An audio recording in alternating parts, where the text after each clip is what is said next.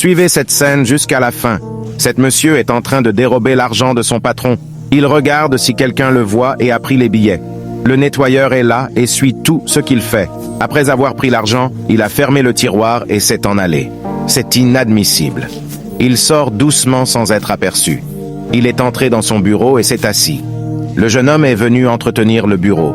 Il nettoie le bureau du DG. Le DG est arrivé au bureau. Il l'a salué et la souhaite la bienvenue. Il s'est ensuite dirigé dans son bureau. Il a rencontré le nettoyeur et l'a salué. Il est entré dans le bureau et s'est assis. Il a ouvert le tiroir pour prendre l'argent, mais il est surpris de ce qu'il a vu. L'argent a disparu. Il n'arrive pas à y croire. Il l'a cherché dans le tiroir, mais rien. Il l'a pas trouvé. Il a ensuite ouvert le tiroir d'en bas, mais rien. Il l'a cherché de côté, mais il l'a pas trouvé. Il appelle aussitôt son agent. Et il est entré. Il lui dit qu'il a laissé une énorme somme d'argent dans le tiroir, mais qu'il ne le retrouve pas. Il lui demande s'il a bien cherché, mais le DG lui demande pourquoi il doit lui poser cette question. Mais il dit qu'il n'a pas mis pied dans son bureau. Le DG demande qui a pris l'argent qu'il a déposé dans le tiroir. Il dit qu'il a vu le nettoyeur et il a pris l'argent. Il lui dit si réellement il l'a vu prendre son argent. Il dit qu'il l'a vu prendre l'argent et il lui demande de l'appeler. Puis il est parti l'appeler. Le DG n'arrive pas à y croire. Le nettoyeur est venu. Il lui demande de lui retourner l'argent qu'il a dérobé dans son bureau. Il dit qu'il n'a pas pris son argent. Mais l'autre lui dit qu'il ment. Qu'il l'a vu lui-même prendre l'argent dans le tiroir. Que pourquoi il ment?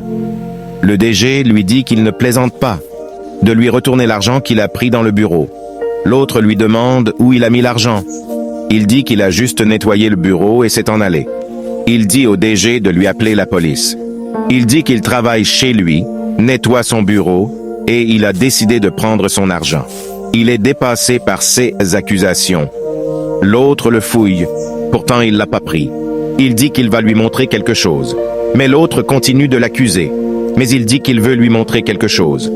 Le DG lui demande de lui montrer la chose et il a fait sortir son téléphone portable et le lui a donné. Il a montré la vidéo de l'agent au DG en train de dérober l'argent. Il n'arrive pas à y croire. Il a montré la vidéo de l'agent au DG en train de dérober l'argent. Il n'arrive pas à y croire. Le DG lui demande qu'est ce qu'il voit. Mais il s'est mis à genoux et demande pardon. Qu'il ne sait pas ce qui lui est arrivé. Il dit que c'est ce qu'il est donc. Qu'il a mis sa confiance en lui et l'a choisi en tant que le directeur de sa compagnie. Et il lui vole. Qu'il est la personne qui le dérobe en tout temps et qu'il ment pour mettre le jeune homme dans le trouble. Il lui demande de lui retourner son argent immédiatement. Et puis il a mis la main dans la poche et a retourné l'argent au DG. Le DG lui demande de se lever, prendre tous ses affaires et quitter la compagnie qui les renvoyait. Il demande de lui accorder une seconde chance, mais le DG refuse et il s'est en allé. Il a payé pour ses égarements.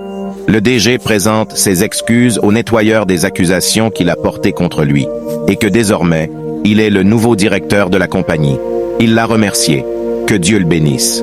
Il dit que c'est pas tout, qu'il va lui donner une voiture de service et une maison. Il n'arrive pas à y croire. Il lui a donné également une somme d'argent pour acheter des nouveaux habits et s'apprêter pour le service. Il a pris l'argent et l'a remercié.